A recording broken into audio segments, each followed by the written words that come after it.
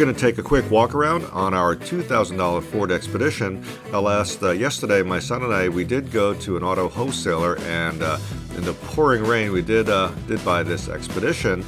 I think it was just that time of month. The wholesaler needed to move inventory, and he took our offer. Now, the big appeal of this vehicle was, of course, the bodywork. As you can see, it's pretty good. It's pretty clean for a 2008, not rusty. A little bit of bubbles on the back tailgate, but otherwise really clean on the outside. Now, it does have mechanical issues. It has a number of issues we have to address, but the big detraction probably is the interior. As you can see here, the seat is ripped, but it's not just the seat.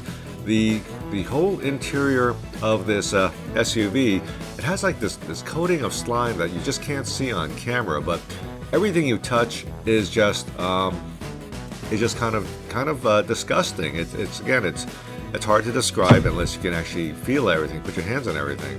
Now in the back seat here, the seats are also ripped, but in addition, the carpets, which are hard to see, the fabric on the carpets have been worn off. We're down to the nylon backing, which is a little unusual. And if we take a look at the back seat over here, these seats are also torn. So it kind of leads me to believe this was more of a work-oriented transport. Here's an extra spoon. Okay, now, as far as we know, we're told this window regulator does not work, and the driver window regulator does not work, so we will have to fix those no matter what. We will be replacing the seat cover no matter what. And this is the problem with the car, or this is the main issue with the car, and that is this. As you can hear, a couple things going on. Namely, let's turn this off. Okay.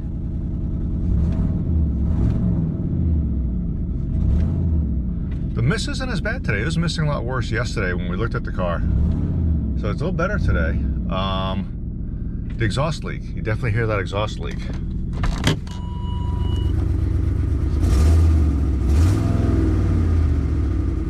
Wow, it sounds better today. Okay, it's not missing nearly as much as yesterday. All right, so we definitely have that exhaust leak to fix. We have a ton of deferred maintenance on this car. Now look at this. Look at these tires in front, okay? Now we'll go over here. Look at these tires in front. All those specials. Back here, not as bad. These BFGs aren't nearly as bad. Back here. Okay, these are different tires. They're worn down, so they'll all get replaced. You know, that's what we're dealing with. This is what you call a flat spot on this tire. I didn't even notice because I wasn't really looking that hard, but of course, you know, the sidewall on the edges, it's also worn down to the cords here and there. As you can see, got a hole over here that looks, I'm sure someone repaired in the past, with this huge flat spot. Look at that thing. Now on the other side I have in the car already. On this side, this tire, it had this big chunk missing out of it.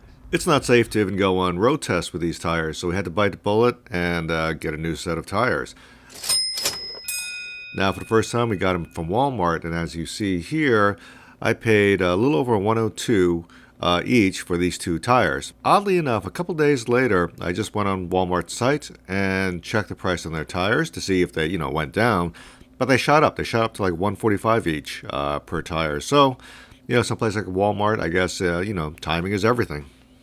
I thought I'd start to rate these repairs and in the future mild modifications on these old beaters with a simple 1 to 5 scale. 1 being a real simple, you know, R&R, just remove and replace, to number 5 being, you know, taking me to the end of my abilities at any given time. Now, this is not based on a flat rate card or a timesheet. This is strictly a relative scale based on, you know, what I'm feeling at that moment. So it just gives an idea of you know, what was involved for me. Now, I'm using trees for symbols, 1 to 5 trees, in particular shade trees, because I am a completely self-taught amateur shade tree mechanic. You know, I don't work as a mechanic. This is actually a hobby of mine.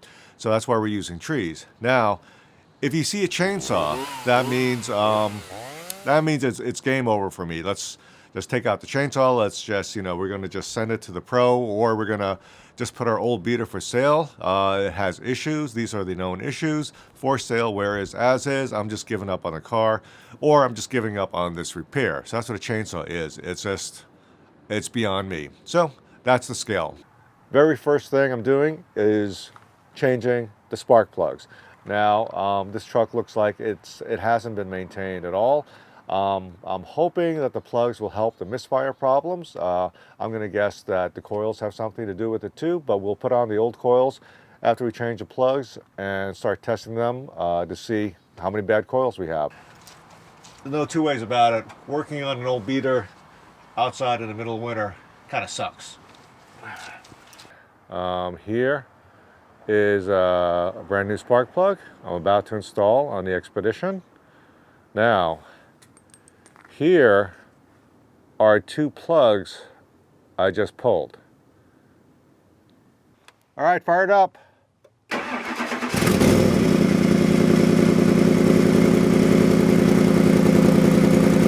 right, maybe we're getting lucky. Definitely hear that exhaust leak probably from the manifold. That doesn't sound like it's missing.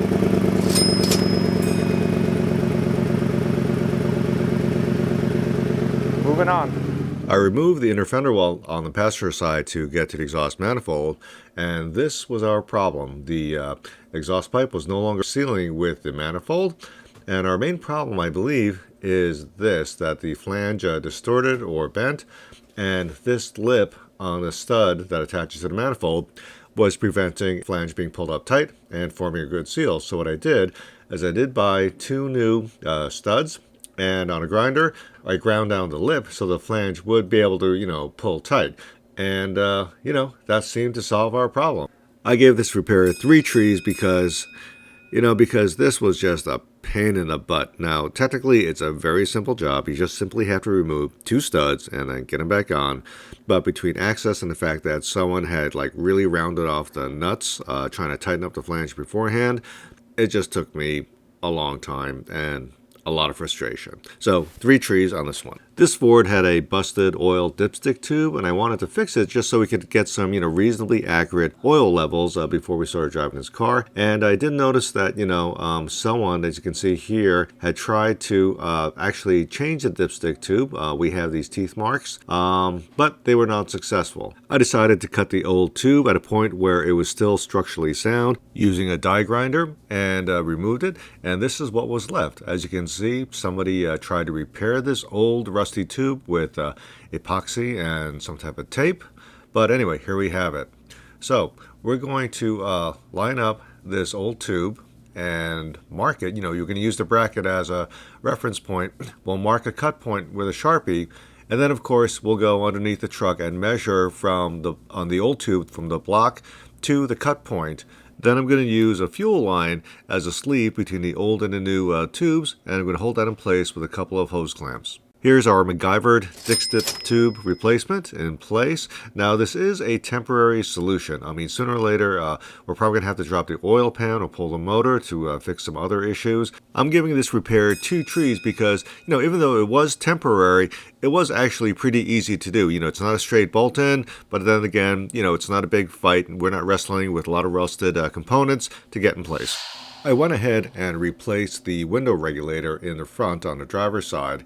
Now, there's a couple of videos on YouTube that actually take you through a real step-by-step process in changing these Ford window regulators. And I will have to admit, it was actually a lot easier than I thought it would be. I thought these cars were a lot easier to work on compared to an older car when you had to change the window regulator. Just, keep track of the screws, keep track of the assembly order, the routing of the wires, and otherwise it's pretty straightforward. This regulator took probably about an hour to change. I know I did take a break right in the middle. It got a little warmer, so I took off my overalls. And that, again, it's just a very simple, straightforward process. Definitely a doable job for your average do-it-yourselfer.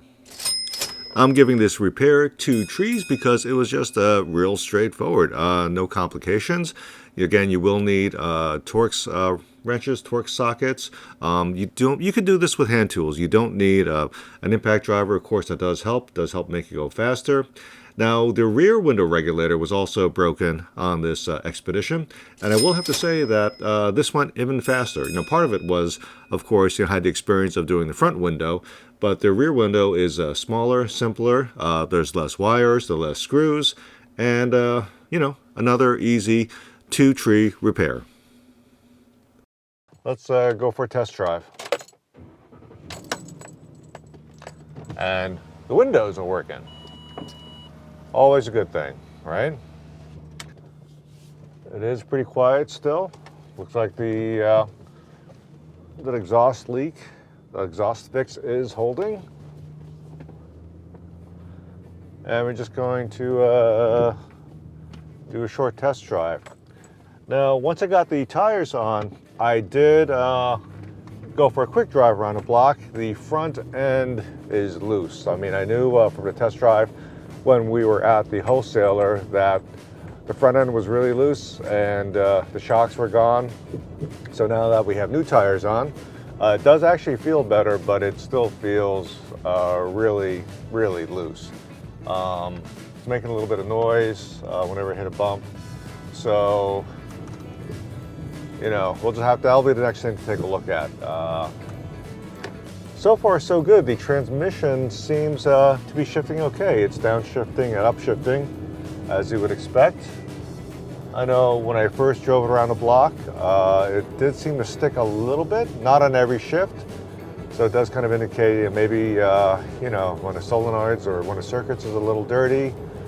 Again, we'll try to get a tranny flush product and see if we could test that, see if we could get this thing to shift a little better, if it does, in fact, have a shifting problem. So far, it seems to be pretty good.